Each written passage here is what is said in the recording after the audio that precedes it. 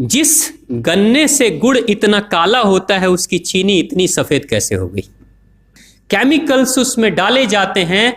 और मैं एक चीनी मिल के अधिकारी जो मैनेजर है, मैं उनकी बात आपको बता रहा हूं। उन्होंने कहा कि मुझे लगभग 12 साल हो गए चीनी मिल में काम करते हुए, और जब से मैंने काम करना शुरू कर दिया चीनी मिल में, तभी से मैंने घर में चीनी लाना ही बंद कर दिया।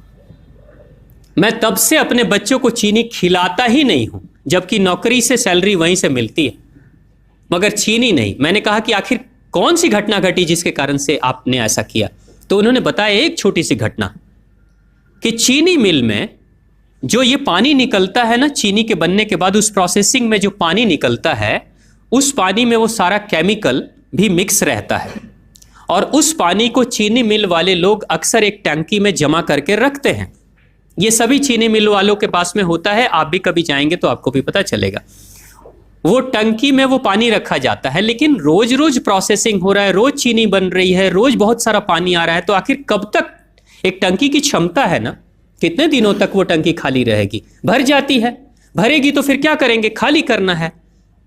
तो क्या किया था चीनी मिल के लोगों ने? सोचा कि छोड़ो ना, अब कहाँ जाएंगे उसको फेंकने के लिए कहीं दूर, क्योंकि अब उतनी बड़ी टंकी जिसमें हजारों गैलन पानी है, उसके लिए ट्रांसपोर्ट में कितना खर्च आएगा, तो बेहतर होगा रात के अंधेरे में कहीं खेत में डाल देते हैं। क्योंकि जनरली फैक्ट्रियां तो होती हैं ऐसे ही बिराने में, तो कहीं डाल देते किसी खेत में, क्या पता चलेगा पानी है कि चीनी मिल का पानी है, क्या है।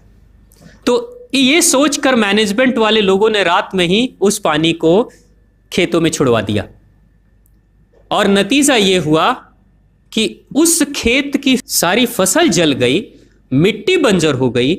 और जब किसान पता करने लगा कि आखिर क्या हुआ मेरे खेत में, जब चेकअप कराया वो मिट्टी का, तो पता चला कि इसमें तो चीनी मिल का जो वेस्ट मटेरियल है वो डाला गया है।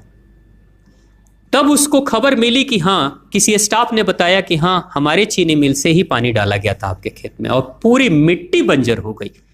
उसने केस कर दिया और चीनी मिल वाले को मुआवजा देना पड़ा लाखों रुपए। तभी से वो स्टाफ कहते हैं कि जो मिट्टी को बंजर कर दे वो इंसान के शरीर में जाए तो क्या करेगी। उसी के बाद से मैंने अपने घर में चीनी लाना बंद कर दिया। और सच्चाई है, लगभग अगर आप देखेंगे तो अंग्रेजों के आने के समय अंग्रेज पहला चीनी मिल इन्होंने भारत में ही लगाया था।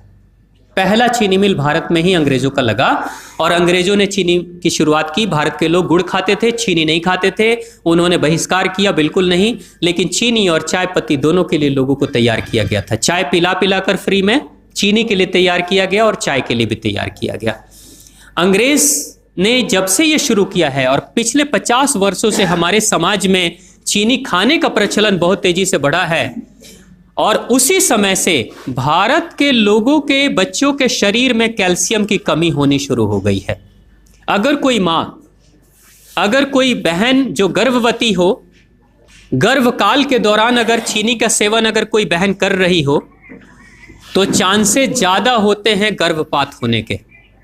कोई माँ अगर बच्चे के जन्म से पहले 1 साल पहले से ही चीनी छोड़ दे और सामान्य भोजन करे, अपना ही दूध बच्चे को पिलाए, और कम से कम 5 साल तक बच्चे को चीनी ना खिलाए, खुद को चीनी ना खिलाए, उस बच्चे को कभी भी ऑस्टियोपोरोसिस की समस्या नहीं हो सकती। कैल्शियम की कमी उसके शरीर में कभी नहीं होगी।